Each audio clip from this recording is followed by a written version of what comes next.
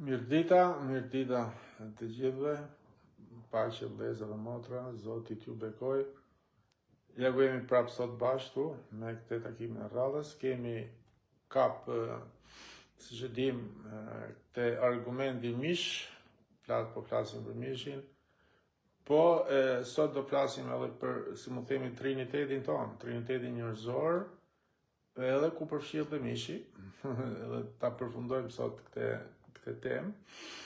Edhe sot fokusohemi pak triniteti, edhe pse, si që dim, kemi një trinitet që është i mbi natyrshëm, që është Perëndia jonë, që na u zbulu neve, njerëzimit në 3 persona, po është një Perëndi, po edhe ne një jemi, po jemi të përbërë në 3 elemente.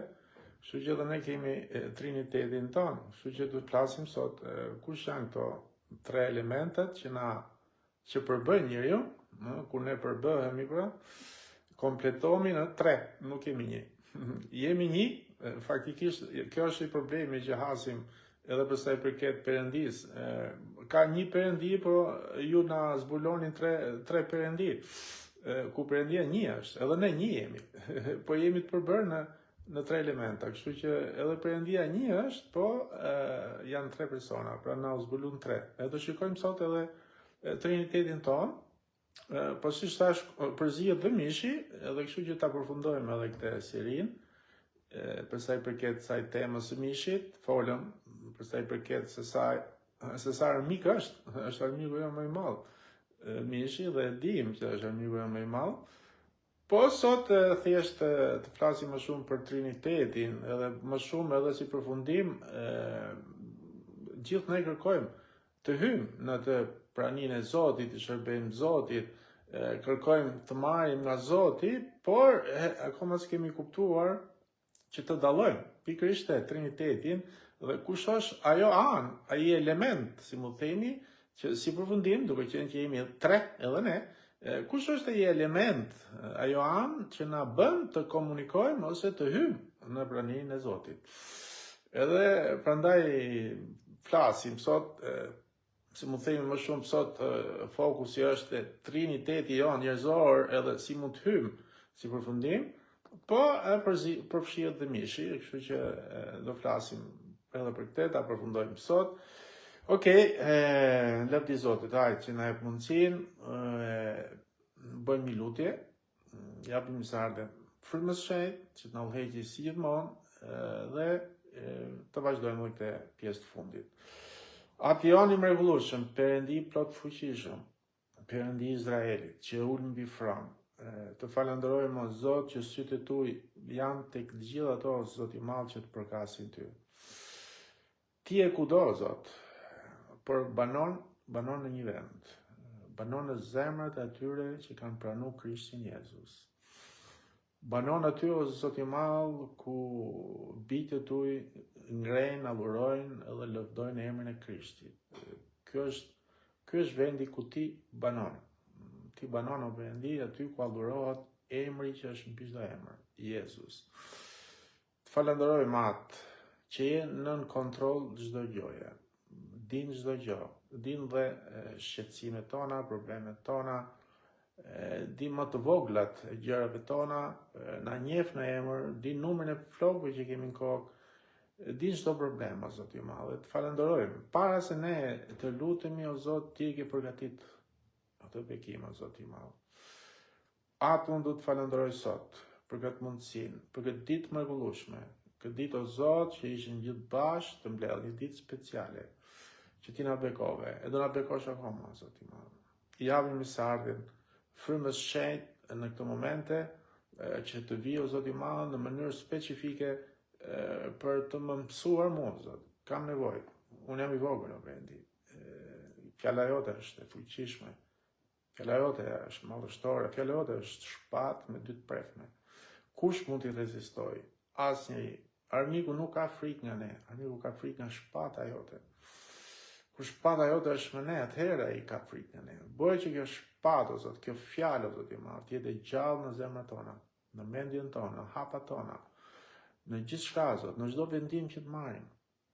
Të falenderojmë frymën e Shenjtë, japim misardhjen, të më bekosh mu, të më mësosh mu, të më udhëheqësh mu në këtë mesazh, por mbi gjithë të bekosh dhe pse jo, Zot, ta shoqërosh me këtë fjalë, ta shoqërosh me një shenjë, me një fuqi, me çuditë, ashtu si ti gjithmonë ke shoqëruar fjalën tënde, Zot i madh. Preke popullin tënd, çliroj në emër të Krishtit Jezus, Perëndi plot fuqishëm. Bekojo, Zot i madh, beko se cili nga ne, falenderojmë atë. Falenderojmë Zot që asnjë s'ta merr nga dora jote. Falenderojmë Perëndi që edhe pse rrëzohemi, por nuk shtrihemi kur për to. Ti je aty, na ngrej gjithmonë në momentin që ne pengohemi, në momentin që ne rrëzohemi. Sepse ti je mirë, ti je i pranishëm. Falenderojmë Zot. Bekoj këtë mesazh, beko mu, beko gjithë vëllezërit e motrat në emër të Krishtit Jezus që beku qoftë gjithë jetën e vet. Amen. Aleluja. Okej, pra siç thash, ta përfundojmë sot këtë temën për sa i përket mishit, por fokusi sot do jetë më shumë ke Triniteti, por si përfundim, kush është ai element i tretë, si mund të themi, i Trinitetit, pra një nga këto tre elementet, ku ne jemi të përbërë, si njerëz që jemi, sepse ne jemi të përbërë nga tre elementa, jemi shpirt, frym dhe trup, mos harrojmë. Edhe kush është ajo anë, kush është ajo, si mund të themi, ai element që neve na bën të hyjmë në praninë e Zotit. Shikoj që sinjali për na jep pak probleme, për në emër të Krishtit Jezus do t'ja dalim edhe sot. Më pëlqen më përpara të lexojmë dy vargje, të dy janë ke Gjoni 4, vargje 23-24. Pse du t'i lexoj këto? Du t'i lexoj këto që du dimi diçka vëllezër motra. Du dimi diçka sepse shikojmë që njerëzit akoma janë të lidhur. Ka shumë besimtarë që janë të lidhur. Ndoshta mund të jem edhe unë, nuk e di, po nuk është që mund ta përjashtoj këtë gjë. Nuk e shikoj, po jemi njerëz, edhe kështu që çdo gjë ndodh, po du dimi diçka. Unë kam folë dikur për sa i përket edhe që ose kujtohet shpëtimi, konvertimi, rilindja, ose jeta përjetshme, lidha me këtë. Po si të arrim deri aty, sepse du dim çfarë kërkon Perëndia, me kuptimin çfarë persona, çfarë njerëzish, çfarë besimtarësh kërkon Perëndia. A kërkon Perëndia Arianin pse del tuke faqa, ndam fjalën, apo pse më ka vendos plak kishe në kish? Jo. A kërkon Perëndia një pse predikon bukur, me fjalë të ëmbla? Jo, nuk janë biblike. A kërkon Perëndia një që ka marrë shkollën biblike? Jo. Çfarë kërkon Perëndia? Ja çfarë thot Bibla, çfarë kërkon Perëndia. Dhe këtë duhet na, si më themi, ta ngacmoj pak kjo gjë, sepse duhet kemi kujdes. A jemi këtu? Jemi pjesë e këtij grupi të këtyre personave që kërkon Perëndia, sepse këto kërkon Perëndia. Nuk kërkon pse Ariani ndam fjalën këtu. A di sa intereson Perëndis apo jo? Sa vet dalin për të duk me nda fjalën që hyn punë. Sa veta do të bëjnë rolin e pastorit për të duk për autoritet, po që hyn punë. Nuk e do Perëndia kush ta thirr. Nuk i kush tha që Perëndia do këto. Siç thot fjala e Zotit, ke Gjoni 4, vargje 23-24, do shikojmë çfarë kërkon Perëndia. Jezusi këtu që flet me këtë gruan samaritane, siç e dim, dhe thot, po vjen ora, madje ka ardhur, që allurusit e vërtet, këto janë ato që kërkon Ati, ta allurojnë Atin në frym tu, jo në frymën e shenjtë, se është me frym të vogël, kemi kujdes, i referohet frymës, zemrës tonë, pra në frym 1 dhe në të vërtet 2. Sepse të tillë janë allurusit që kërkon Ati. E para, do të jesh një allurus, e dyta, të allurosh me frym, pra me zemër tënde, e treta, në të vërtet. Këto janë ato që kërkon Ati. Nuk kërkon predikusa, nuk kërkon pastora, nuk kërkon pleq kishe, nuk kërkojnë pse ke marrë shkollën biblike. Nuk i hyn punë. Vëllezër motra, kemi kujdes, kemi kujdes, sepse nuk arrim të kuptojmë, dim që Bibla është fjala e Zotit. E dim, është e thellë. Po ne dimi gjë që fryma e shenjtë, lavdi Zotit që nuk jemi vetëm, fryma e shenjtë na bind. Fryma e shenjtë po na zbulon. Edhe po na shpjegon çfarë në realitet kërkon Perëndia. Perëndia kërkon allurus, apo alluron atit. Dhe si allurohet? Në frymë, me zemër, jo me mendje do flasi, dhe në të vërtet, jo në gënjeshtër. Duke ju bind fjalë e Zotit. Jo, e lexo fjalën e Zotit nuk i bindesh. Po shikojmë këtu tani. Edhe ke vargu 24 thot, Perëndia është frymë. Këtu shikojmë me fet madhe, sepse i referohet Perëndis. Edhe ata që allurojnë, duhet ta allurojnë në frymë, me fet vogël, sepse i referohet frymës tonë, njeriu. Në frymë dhe në të vërtet. Para se të flasë si allurohet në frymë, do të flasë si të allurojmë në të vërtet. Kur Bibla thot që Perëndia po kërkon njerëz që allurojnë në të vërtet, do të thot që Perëndia po kërkon njerëz që të allurojnë me zemër të hapur. Të allurojnë me një pendim, pra një zemër të hapur shumë të penduar, të jemi të penduar për jetën tonë tjetër, dhe duke u futur në praninë e tij, duke rrëfyer mëkatet. Kemi arrit deri këtu.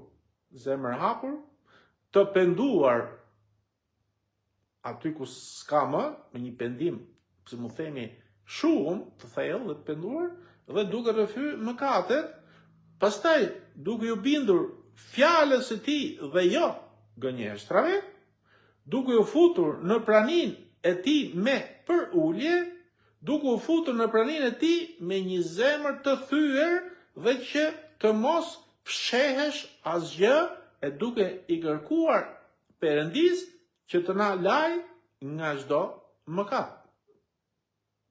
Kjo është ajo. Që do të thotë që ta allurosh Perëndin në të vërtetë. Amen.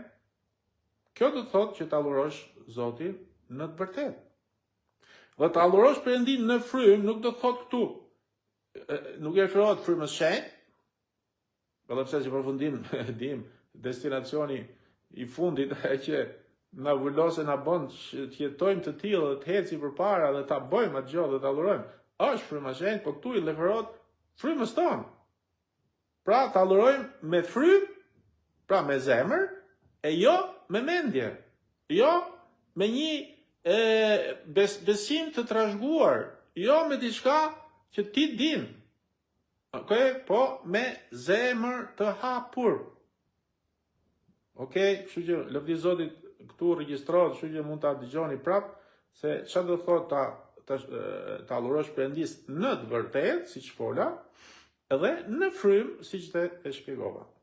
Okej? Tani hym ke Triniteti, ke 1 Thesalonikasve, e preka këtë sepse këto janë ato që kërkon Perëndia. Dhe lumë ato që kanë arritur deri këtu. Ato do ta trashëgojnë qiellin. Ja pse janë shumë pak ato që ta trashëgojnë qiellin. Shumë janë thirrë, shumë janë, e quajnë veten krishterë. Krishti këtu, Krishti atje ku Krishti nuk është. Sepse nuk kemi arrit të kuptojmë këtë përulësi, këtë nënshtrim. Totalisht e don Perëndia. Nëse ke 1 Thesalonikasve, kapitulli 5, vargu 23, lexojmë. Dhe Perëndia i paqes ju shëjtroft ai vetë tërësisht dhe gjithë fryma juaj, të flasë për Trinitetin sot, shpirt, 2, e trup, 3, të ruhet pa të met për ardhin e Zotit ton, Jezu Krisht. Të treja. Edhe trupi. Kemi folë shumë, mënyrën se si Perëndia vepron në frymën tonë, në zemrën tonë, aty ku vjen. Pastaj me anë fjalës kalon ke shpirti, ke mendja, dhe trupi vetë manifeston pastaj atë që ne kemi brenda, atë që ne jemi në realitet. Okej, kështu që trupi manifeston, sepse veprat janë ato që e përsosin besimin tonë. Pra këtu më radh parë Thessalonikasve 5, vargu 23, është një lutje e apostullit Paul. Kjo këtu, okej? Por ai këtu na bën të qartë që edhe ne njerëzit jemi trinitet, sepse ne jemi frym. Mani mend mos harroni, ne nuk jemi mish. Nuk jemi trup. Duket për botën që nuk besojnë, thonë që ne jemi mish, e mjaft. Ja që vdiq maroj. Por ne si besimtar duhet dim që ne nuk jemi trup. Ne jemi frym. Kemi një shpirt që merr vendimet, zgjidhje, dhe banojmë në një trup natyror. Ne banojmë në këtë trup. Ne nuk jemi trup, nuk jemi mish. Ne banojmë në këtë mish. Ne jemi frym. Kemi shpirt dhe banojmë në këtë trup. Bota jo besimtare nuk shikon atë mbretërinë frymërore, si mu themi, por shikon vetëm nga ana jashtme. Pra shikon pamjen e jashtme dhe mendojnë që ne jemi vetëm trup. Dhe një ditë kështu që do vdesim dhe kështu që përfundon çdo gjë. Por nuk është kështu, sepse në momentin që trupi jon vdes, ne si frym nuk vdesim kurrë, sepse ne jemi frym që banojmë në këtë trup të vdekshëm. Kështu që ai që është i vdekshëm është trupi, por fryma jon është e pavdekshme. Kështu që kjo na bën kuptojmë se si gjë e parë që ne duhet dimi diçka. Duke qenë që ne jemi frym, nuk kemi shpirt, po kemi shpirt, nuk kemi kujdes. Nuk kemi trup, po banojmë në trup, por jemi frym, që na bën kjo? Pra kuptojmë këtu tani, kjo na bën kuptojmë që gjë e parë që ne nuk jemi një person, por jemi frym që kemi një personalitet. Duket si habitshme. Ne nuk jemi një person, po ne faktikisht pra jemi frym, që kemi një personalitet. Pra ne jemi frym edhe jo shpirt, me fjalë, sepse personin e bën shpirti, nuk e bën fryma. Ne jemi frym, por kemi këtë shpirt. Pra kemi një shpirt që na bën të jemi persona. Po faktikisht ne jemi frym. Shpirti që kemi na bën edhe të jemi persona. Trupi manifeston që jemi persona. Po faktikisht ajo që ne jemi në realitet, çfarë jemi? Jemi frym. Jemi frym. Okej, kështu që kemi shpirt që na bën të jemi persona, kemi edhe një trup që e manifeston këtë personalitetin, si mund themi. Pra ne jemi frym dhe jo shpirt, pra kemi një shpirt. Nuk jemi shpirt, po kemi një shpirt. Kur trupi jon vdes, ne nuk ndalojmë se jetuari. Kemi kujdes, nuk diskutojmë se vdiq trupi, vdiq dhe njeriu jon i vërtet. Jo. Ne nuk ndalojmë, sepse fillojmë të jetojmë akoma, por pa trup. Sepse uni jon i vërtet, që është fryma, që është brenda këtij trupi, kjo do të thotë që uni jon i brendshëm është më real se sa trupi. Okej? Ne kemi trupin sot, por fryma që është brenda nesh është më reale se trupi që kemi, sepse trupi një ditë do vdesi, fryma kurrë. Sepse ky trup është, si mu themi, mu ta marrin, këtë trupi ta marrin si lëvozhg, një lëvozhg, ose mbulesë e një njeriu të vërtet, që është brenda nesh. Në fakt nuk arrim dot të shikojmë njeriu ton të brendshëm dhe të vërtet.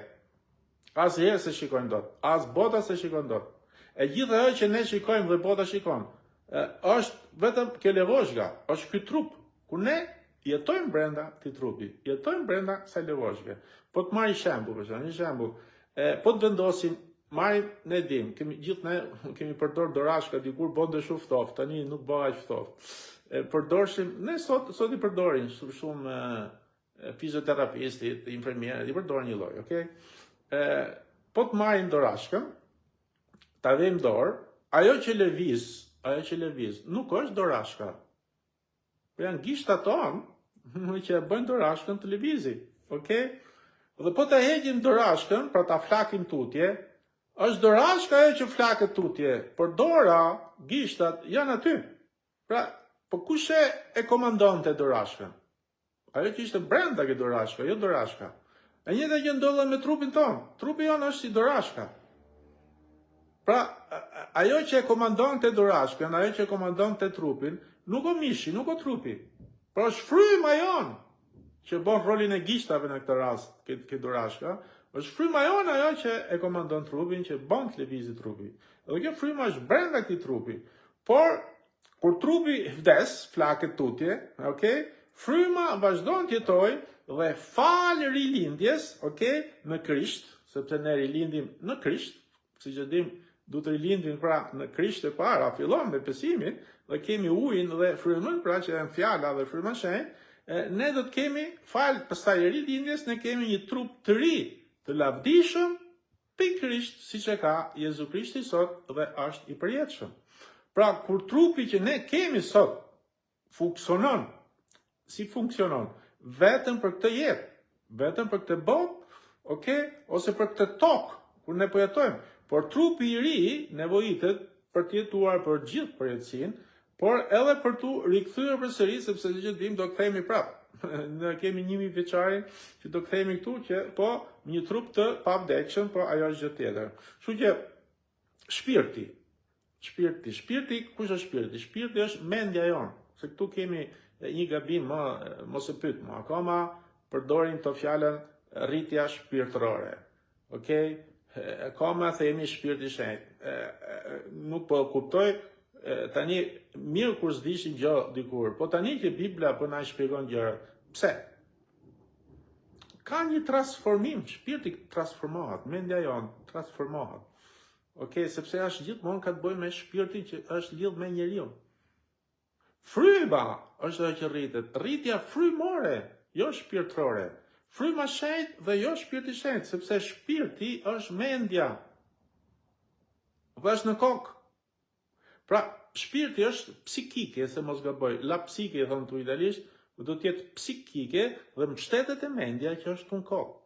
Dhe është shpirti ajo që merr zgjidhjet se kujt ne t'i shërbejmë. T'i shërbejmë trupit, botës që na çon vdekje, apo frymës, jetës që na çon në jetë, përjetshme, është shpirti, është mendja ajo që vendos se kujt me i shërby.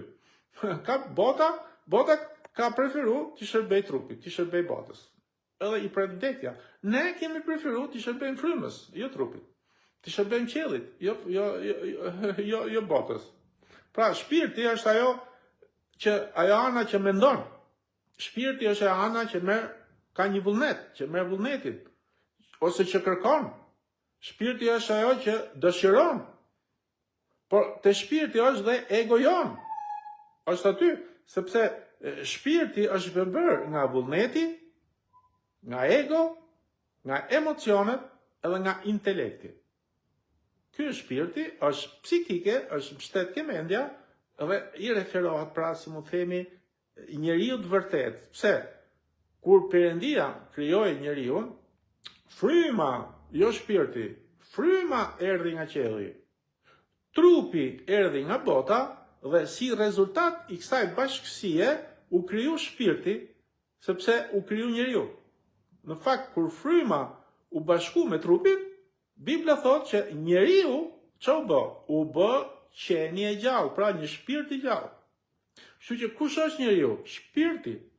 Njeriu bë shpirt, pra njeriu është shpirti, shpirti është njeriu. Sepse aty njeriu vendos. Ti shërbej kësaj e ke ti në dorë, je i lirë, ke zgjedhje të lirë. Kështu që ti mund vendosësh. Po do tham që fryma erdhi nga qielli. Edhe ne rritmi nga ana frymore, pra rritmi për qiellit, maturohemi për qiellit, jo nga ana shpirtërore. Shpirtërore ka të bëjë gjithmonë me gjërat e njeriu. Por nuk ka të bëjë me gjërat e Perëndisë. Kështu që prandaj ne transformojmë mendjen, transformojmë shpirtin me fjalën e Zotit, që të marrim mendjen e Zotit. Pra të mendojmë siç mendon Zoti, mos mendojmë siç mendoshin dikur. Dhe kjo pastaj na rrit nga ana frymore. Kështu që kur transformohet shpirti me anë fjalës, që është mendja, rritemi edhe në frymë, edhe shkojmë të maturuar para Zotit në frymë. Pra, është kjo pra si thash pra që ke shpirti, trupi e pam se kush ishte. Shpirti tani pra përfshihet vullneti, ego, emocionet dhe intelekti. Shpirti, ç'o bën shpirti? Shpirti njeh veten tonë, njeh njeriu, se kush ne jemi. Shpirti nuk e njeh Perëndin. Shpirti nuk e njeh Perëndin, shpirti njeh veten tonë. Edhe si ushqehet shpirti, për shembull, po të marr komplimenti për shembull. Suksesi. Kur fiton një gjë, kur merr një gjë, kur të komplimentojnë. Bravo! Gjithçka ushqe shpirtin. Trupi ka nevojë për ushqimet natyrore, dhe e dim që ushqemi 3 herë në ditë, po ama fryma nuk ka nevojë fryma jon për komplimentet, nuk ka nevojë fryma jon për ushqimet e botës që i do trupi, por ka nevojë për fjalën e Zotit. Sepse fryma ka nevojë për fjalën. Shpirti ushqehet nga komplimentet e njerëzve, sepse ka të bëjë me njeriu, ama trupi don gjëra që vijnë nga bota, nga dheu, sepse nga dheu doli. Pra janë to 3 gjëra. Në fakt, çfarë bën shpirti? Njeh veten tonë, njeh njeriu. Po fryma është ajo ana që është e vetmja që njeh Perëndin. Kurse trupi njeh vetëm botën kur ne jetojmë në këtë tokë. Okej? Kështu që kur trupi u formua nga toka dhe fryma erdhi nga qielli, atëherë u formu shpirti që jemi ne. Kështu që uni jon, çfarë është? Është fryma. Por personaliteti jon i vërtet është shpirti. Kështu që ne, pse duke qenë që personaliteti është shpirti, dhe duke qenë që ne jemi frymë dhe kemi shpirt, atëherë ne nuk jemi persona, por ne jemi frymë që kemi personalitet që na bën person. Okej? Kështu që prandaj është kjo uni jon është fryma, por personaliteti jon i vërtet është shpirti. Fryma jon është e vetmi element pra që mund të dëgjoj Perëndin, dhe që mund të komunikoj me Perëndin, dhe që mund të alluroj Perëndin. Fryma është ajo. Është ajo që flet me Perëndin, fryma është ajo që komunikon me Perëndin, dhe fryma është ajo që e alluron Perëndin. Amen. Ne mund ta falenderojmë Zotin me trup dhe me shpirt. Mund edhe t'i japim lavde me trup dhe me shpirt Zotit. Po kur nuk mund të allurojmë Zotin me trup dhe me shpirt? Ne e allurojmë në frymë dhe në të vërtetë. Amen. Pra nuk mund të allurojmë dot me trup, as me shpirt, sepse Zoti allurohet vetëm me frymën tonë. Por kur fryma jon fillon të allurojë Zotin, atëherë shpirti nënshtrohet frymës. Por edhe trupi, kjo dorashka, si përfundim, është i detyruar të nënshtrohet dhe e ndjek frymën. Edhe tu ti nuk jeton më në mish, por ti po jeton në frymë, sepse mishi të është dorëzu ty. Okej? Deri dje ishte mishi ai që komandonte, sot është fryma që komandon mishin. Edhe kështu që të ndjek ty. Por kjo ndodh vetëm kur ne rilindi në Krisht dhe fryma e shenjtë banon në ne. Por pa frymën e shenjtë ne nuk mund të bëjmë kurrë një gjë të tillë. Sa vjen dot kurrë ta nënshtrojmë mishin. Është mishi që komandon. Dhe fryma e shenjtë vjen vetëm fal gjakut Krishtit. Në këtë rast shikojmë e kuptojmë se si trupi, por dhe shpirti bëhen instrumenta të frymës sonë fal frymës shenjtë. Amen.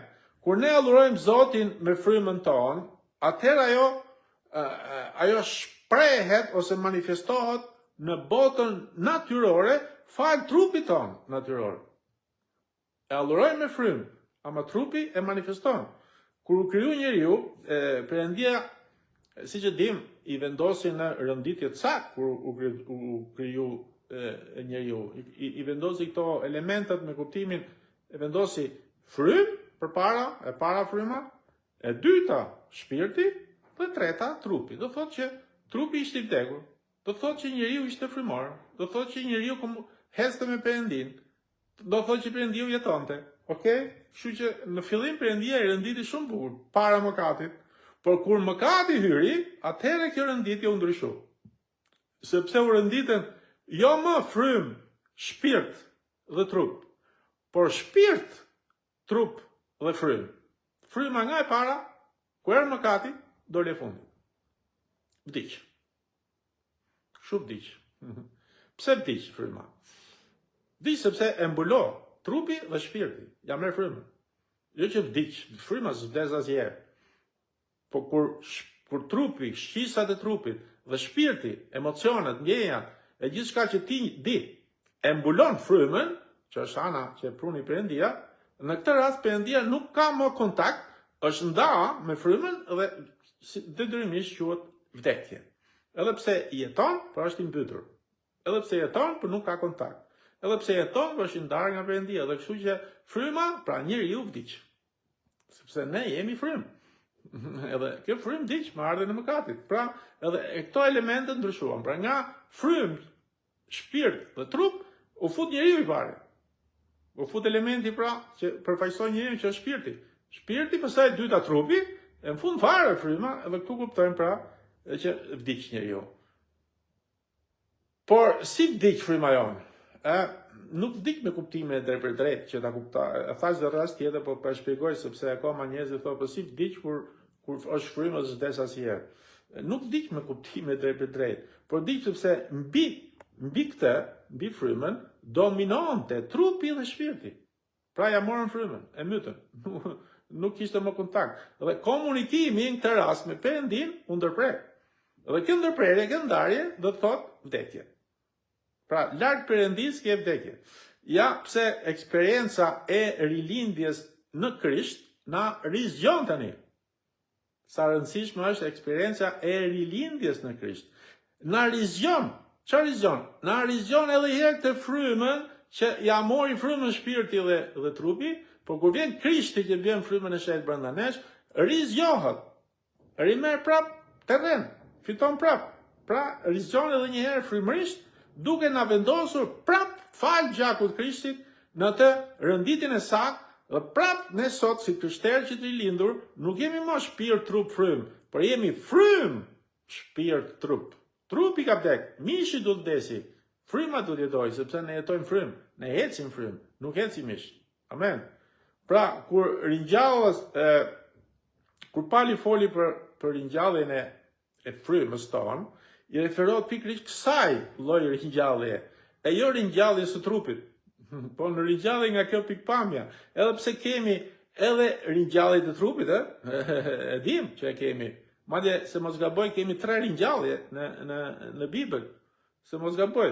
Ringjallja e parë është e frymës që erdhi fal besimit në Krisht, që na rizgjoi frymën tonë, pra na e rimorën prap terrenin tonë. Po kemi edhe ringjalljen e trupit që do ndodhi ditën që ne do marrim trupin e ri e do marrim gjithë, po kemi edhe një ringjallje tjetër që s'ka të bëjë fare me këtë, që është ringjallja e Izraelit ose rilindja e Izraelit. Pra që edhe i diçka që ndodhi, po do ndodhi edhe nga ana frymore, se për e gjëra që do ndodhin në Apokalips, po është gjë tjetër. Nëse. Pra, këtu jemi të folë për gjë tjetër. Po të pi pak ujë se u bën allon për ujë.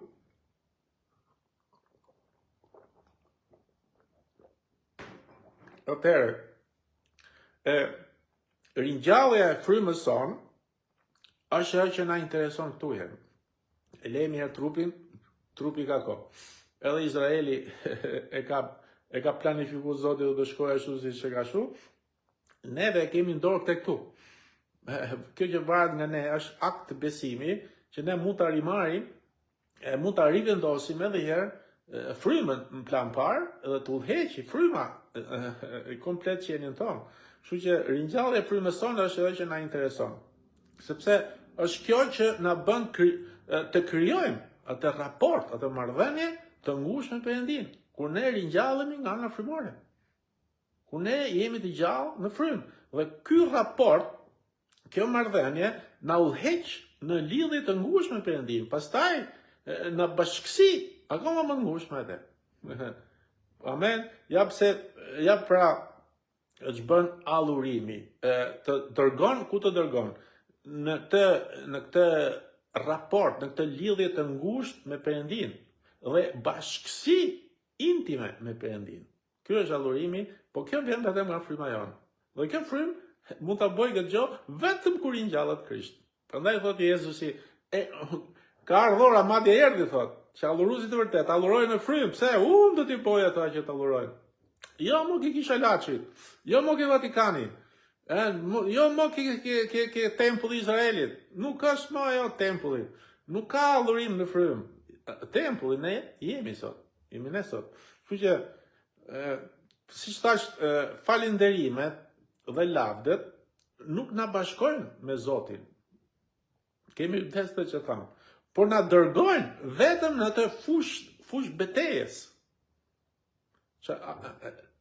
jo allurimi, po nuk po flas për allurimin, po flas falenderimet edhe lavdet që ne japim Zotin, nuk na bashkojnë me Zotin, okay? Por na dërgojnë vetëm në fushën e betejës, sepse e bëjmë të hyjë në skenë Perëndia si një luftëtar, kur ne e falenderojmë, kur ne i japim lavde.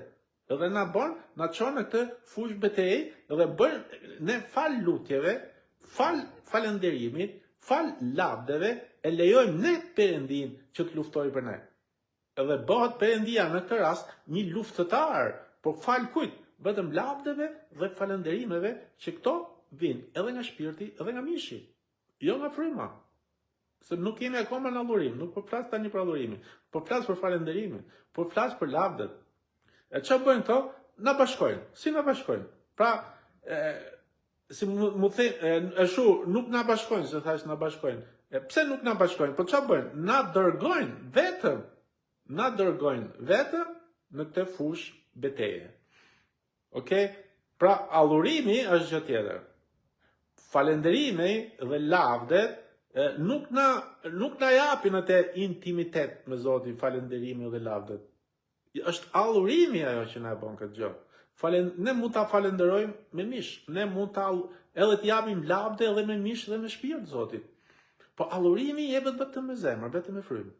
Nuk jepet. Kështu që prandaj çfarë bëjnë falenderimet, çfarë bëjnë lavdet, nuk na bashkojnë me Zotin, por na dërgojnë vetëm në atë fushë betejë, sepse kur ne falenderojmë dhe lavdet i japim, këtu në këtë rast ne lejojmë Zotin të bëhet ai luftëtari jon. Të luftojë ai për ne. Edhe aty e gjithmonë në betejë, mos harrojmë, sepse janë armët kundër armikut. Kundër djallit. Kjo sepse nuk je i futur 100% në praninë e Zotit. Sepse nuk të fut 100% në praninë e Zotit falenderimi dhe lavdet. 100% në praninë e Zotit të fut allurimi. Deri këtu je akoma në luftë. Amen. Pra, tani ne du të futemi 100% në pranim, por allurimi nuk përdoret në këtë rast si armë kundër djallit, por është një bashkësi intime me Jezu Krishtin, sepse kjo dërgon atë çlodhjen e shpirtit. Dhe tërheq, se mu themi atë zërin e ëmbël të Perëndis, duke na bashkuar neve si allurus me Perëndin e qiellit. Okej? Kur ne allurojmë Perëndin, ai është për ne. Ai është pra për ne. Kur ne lëvdojmë Perëndin, ai afrohet për ne dhe vjen për të luftuar për ne, derisa ne ta njohim ullën e allurimit. Ne nuk e duam që Zoti të jetë vetëm për ne, ne duhet të jetë me ne. Duhet të jetë për ne. Okej? Jo thjesht të jetë një luftëtar, po duhet të jetë edhe me ne, në bashkësi me ne. Pra kur ne e lëvdojmë, kur ne e falenderojmë, ai afrohet për ne dhe vjen për të luftuar për ne, derisa ne pastaj ta njohim atë ullën e allurimit. Por kur ne e allurojmë Perëndin, atëherë ne jemi një me atë. Nuk është më për ne, por jemi një me atë. Unë e Zoti jemi një kur allurojmë. Ja pse falenderimet dhe lavdet e bën Perëndin thjesht të jetë një kapiten, të jetë një luftëtar, fut në fushë betejë, lufton ai për ne, aleluja, gjë e mirë. Në fakt po të shikojmë gjithë Biblën, kur e lëvdoshin Zotin, i jepshin falënderime, lavde, i këndoshin, u fuste Zotin betejë. Edhe luftoti Zoti për ato. Por kur ne allurojmë, ne jemi një me Zotin. Kështu që kjo është mrekullia që e tham gjithmonë që Jezusi i bëri. Nuk është që vdiq për ne dhe mjaft. Ai bëri një tjetër mrekulli, bëri një hap mbrapa. Sepse nuk na thanë ndiqni mua dhe mjaftani. Po u fut brenda nesh dhe ne u futëm në atë. U bëm një me atë. Dhe allurimi është manifestimi i kësaj dashurie. I këtij intimiteti. Amen. Kështu që prandaj duhet kuptojmë diferencën midis falënderimit dhe lavdeve, që mund të vinë edhe nga mishi, nga shpirti, dhe allurimit që vjen vetëm nga zemra ose nga fryma. Nuk mund të allurosh Perëndin kurrë në mish.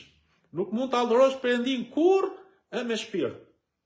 Ti e falenderon ose jep lavde me trup ose me shpirt, por allurohet vetëm në frymë. Allurohet vetëm me zemër. Adhurohet vetëm kur ti e Perëndia jeni bërë një. Kur Perëndia banon në ty, edhe ti je në atë. Dhe fjalët e tij janë me te. Edhe kjo është ajo adhurimi që Perëndia kërkon. Sepse kur janë dhe fjalët, atëherë ne në këtë rast adhurojmë në frymë dhe në të vërtetë, sepse fjala e vërteta është fjala e Zotit. Ne do të jemi larg gënjeshtrave, po ta adhurojmë në frymë, pra edhe në të vërtetë. Pra bashkësi intime, kjo është në frymë, dhe në të vërtetë duke ju bindur fjalës Perëndis, dhe jo gënjeshtrave të djallit. Amen. Pra në fakt ne falenderojmë Perëndin si e kam thënë, e falenderojmë për mirësinë e tij. I japim lavde për madhështinë e tij, por e adhurojmë për shejtrinë e tij, sepse ai është i shenjtë i Izraelit. Kështu që adhurojmë për shejtrinë, ai është i shenjtë, dhe kjo shejtrinë na bën që edhe ne të jemi të shenjtë. Ne jemi të shenjtë pse? Ai është i shenjtë. Ne nuk jemi të shenjtë. Ai është i shenjtë, ai bëri frymën tonë të shejtroj, po jo trupin, jo shpirtin. Bëri frymën tonë. Prandaj, kjo është e problemi që ne hasim, që jo nuk jemi perfekt, jo nuk jemi të shenjtë. Jemi. Po trupi jonë nuk është i shenjtë asnjëherë. Mënyra jonë si mendojmë nuk është e shenjtë asnjëherë. Ama fryma jonë është e shenjtë. Sepse e bëri e shëjtroi vetë Jezusi. Ja pse nuk mund të adhurojmë pra as me trup, as me shpirt, por adhurojmë për shëjtrinë e tij. Adhurojmë me frymë. Dhe kjo kur ne pranojmë të shenjtin që është vetë Krishti në zemrën tonë. Përndryshe, sa u lodhën kot. Dhe kur e bëhem që e pranojmë Krishtin, fryma shenjtë vjen në ne. Dhe kështu e adhurojmë për atë që bëri në jetën tonë, e për atë që ai është. Kjo është adhurimi.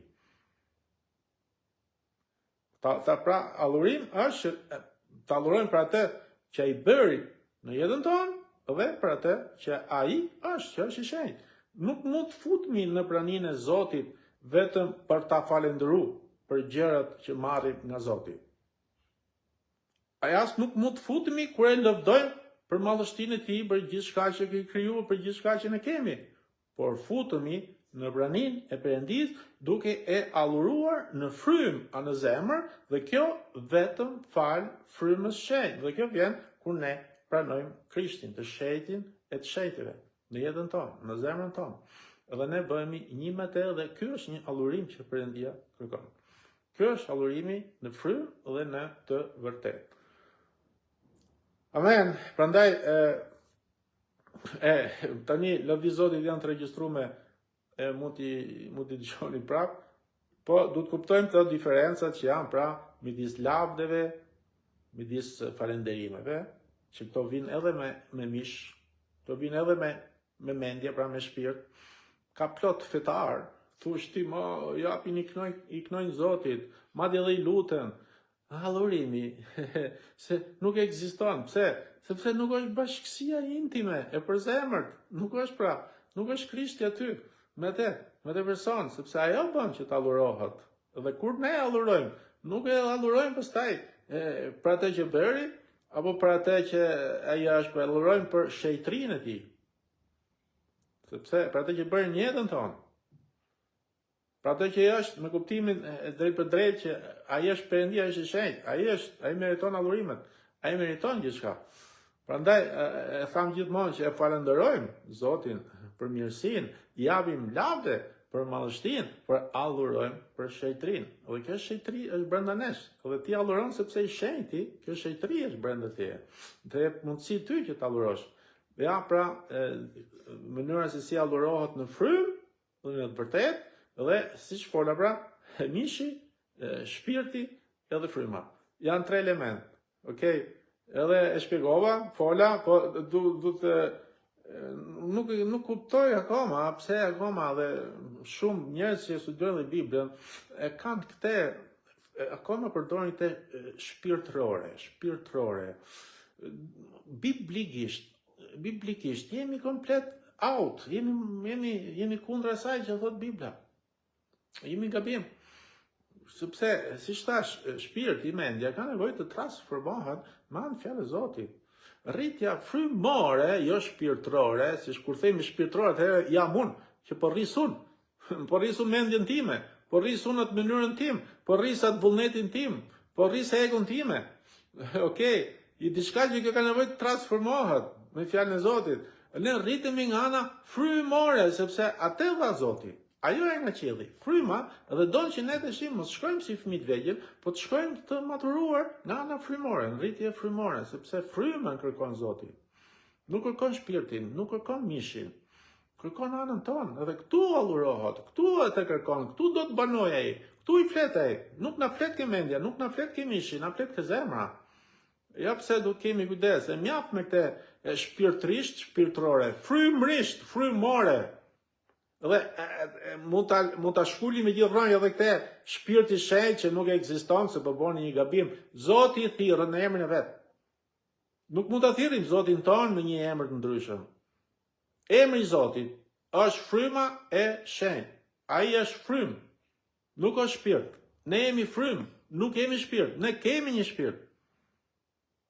Ne kemi një shpirt.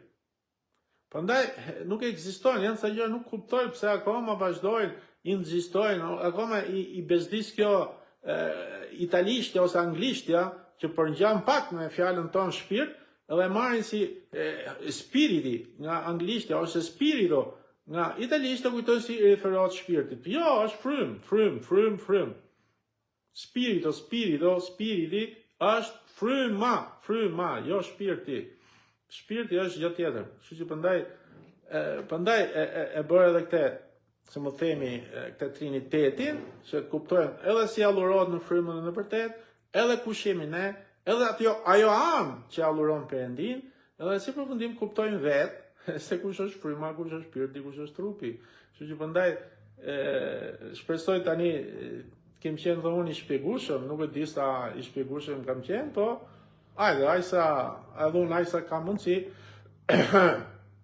mundoh me lon ajsa Zoti mjet, ajsa më zbulon, ajsa hir më ka dhon, pastaj përket kësaj, kështu që nuk është që jam nej di kush e di, është thjesht një blllam besim jam, ajsa marr, ajsa kam, aq që jap dhe unë, po paktën ajo që na intereson është që të qëndrojmë me këmbë për tokë ke doktrina. Ke fjala Perëndis. Të ecim tek ajo që na zbulon fryma e shenjtë. Jo për tej, jo të shkojmë më tej. As të heqim, as të shtojmë. Të qëndrojmë aty ku duhet. Edhe lavdi Zotit. Okej, Zoti t'ju bekoj edhe për sot. Kisha përgatit, si gjithmonë, u mundohem me bëj gjysore, i kaloj prap një 15-20 minuta, po nejse, hajt, kush e dëgjon. Zoti t'ju bekoj edhe të shikojmë tani për temën e radhës, as vetë se di qa fryma e shenjtë do vejmë zemër, po ju falenderoj si gjithmonë për lutjet, për mbështetjen, edhe për komentat, gjithashtu, edhe Zoti t'ju bekoj gjithëve. Okej, shifmë javës tjetër, mirupafshim, bekime.